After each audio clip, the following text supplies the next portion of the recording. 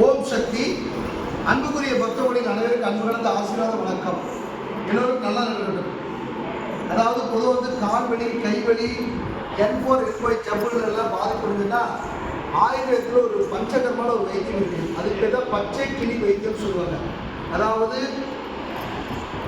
எருக்கந்தலை, வேப்பந்தலை, இதை புளியந்தலையெல்லாம் பொறிச்சு சொல்லிட்டு அதுக்கப்புறம் நொச்சி, அப்புறம் தழுதாலை, அப்புறம் இந்த 5 தலைகள் நமக்கு இடத்துல கிடைக்கும். அப்புறம் உப்பு மஞ்சள் 2 ஸ்பூன் எடுத்துக்கணும். எலுமிச்சம்பழம் எடுத்துக்கணும். 2 எலுமிச்சம்பழம் உள்ள போட்டுக்கணும். போட்டு இந்த மாதிரி ஒரு உருளை கிடச்சதுன்னா அந்த உருளையில் வச்சு மெதுவாக இடிக்கணும்.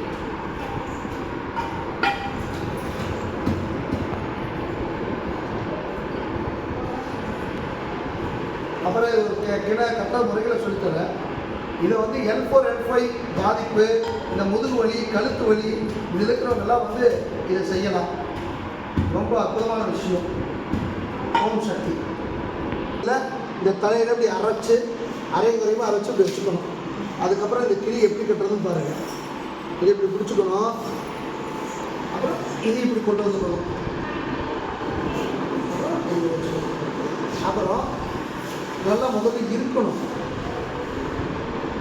நல்லா பந்து போல இருக்கணும்.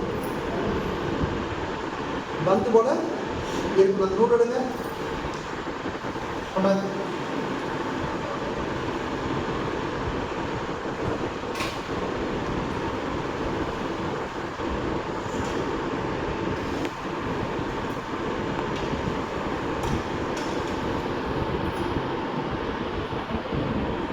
நல்லா இருக்கணும். இருக்கும்போது இதில் சாறு வராமல் இருக்கணும். சாறு அப்படி வந்துச்சுன்னா அது வந்து எண்ணெயில் நம்ம எண்ணெய் காய்ச்சுவோம், அந்த எண்ணெயில் விட்டுருவோம்.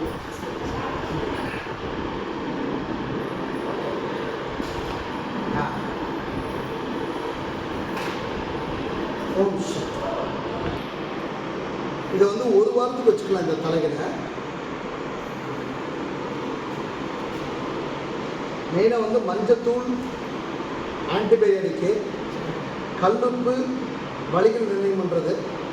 கல்லுப்பு 1 ஸ்பூன் போடணும். மஞ்சத்தூள் வந்து ஒரு 1-2 ஸ்பூன் போடணும். எலுமிச்சம்பழம் 1. அது மெயினான முக்கியமான விஷயம்.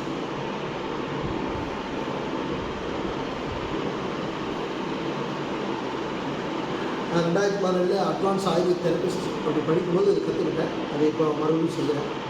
ஓம் நம சிவாய.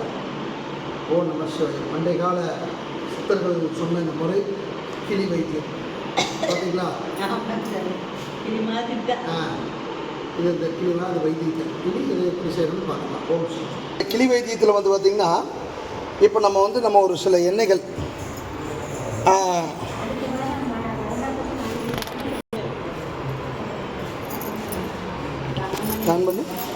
எண்ணெய் வந்து ஒரு 3 விதமான எண்ணெய் காய்ச்சணும். 5 விதமான எண்ணெய். அதாவது வலியை நீக்கிற கடலை எண்ணெய், நல்ல எண்ணெய். அதற்கு பிறகு வந்து நம்ம தேங்காய் எண்ணெய் சேர்த்திக்கலாம், வேப்பெண்ணெய் கொஞ்சம் ஊற்றிக்கலாம். எல்லாமே 100 ml 1/2 லிட்டர் ஊற்றிங்க. முடிஞ்ச அளவுக்கு 1 லிட்டர் ஊற்றிடுங்க. அதுதான் ரொம்ப பெஸ்ட்டானது. அதுக்கப்புறம் வந்து மெயின் முக்கியமான எண்ணெய் வந்து விளக்கெண்ணெய். எலும்புக்குள்ளார வலுவழுப்பு தன்மைகளை அதிகப்படுத்தினால அந்த வலி விட்டுரும். இந்த காய்ச்சின எண்ணெய் எங்கிட்டலாம் இருக்குது. இந்த எண்ணெயெல்லாம் நாங்கள் ஊற்றுறோம். இது வந்து நாங்கள் எங்கள் கோயிலில் வச்சுருக்க எண்ணெய், திருப்புளிசை 15 பயன் எண்ணெய்.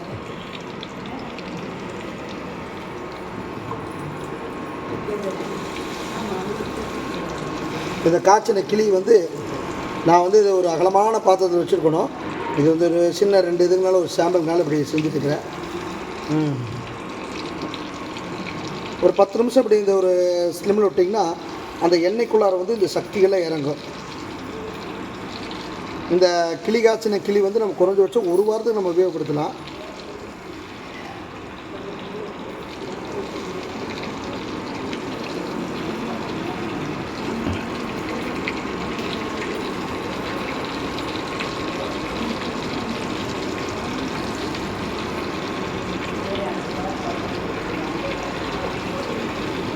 பொதுவாக வந்து இதில் வந்து பச்சை கற்பூரம் கொஞ்சம் போட்டுக்கணும், மஞ்சத்தூள் கொஞ்சம் போட்டுக்கணும். நாங்கள் பச்சை கற்பூரம் கொஞ்சம் போட்டிருக்கோம்.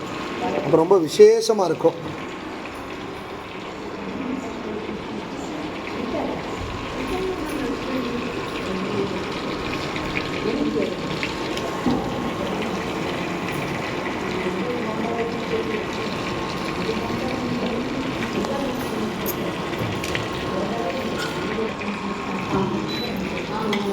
எண்ணெய் ஒரு கொதிநிலை வந்தவுடனே இந்த எண்ணெய் எடுத்து இது மேலே ஊற்றணும்.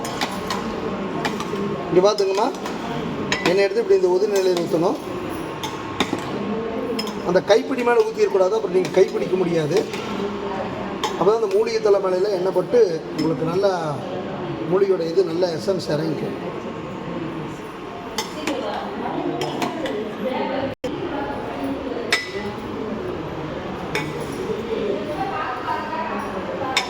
இந்த கரண்டிமா இருந்தது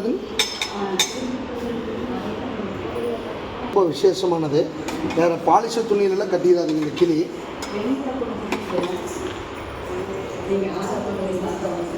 இப்படி எடுத்து இப்படி ஊற்றணும் எண்ணெயை. இப்படி எடுத்து ஊற்றுனீங்கன்னா தான் எந்த ஒரு காலத்துலையும் இந்த கைப்பிடியில் அந்த மாதிரி இருந்துடக்கூடாது. இப்படி எண்ணெய் எடுத்து இப்படி ஊற்றணும். ஊற்றுனோம்னா தான் அந்த மூலிகையுடைய சூடானது இப்படி இறங்கும். இந்த மூலிகைக்குள்ளே இப்படி சூடு அப்படியே இறங்கும். அந்த மூலிகைக்குரிய சக்தியானது அப்படியே இருக்கும். இது ஒரு 10 நிமிஷம் இப்படி செய்யணும். உங்கள் அம்மா பார்க்குதா?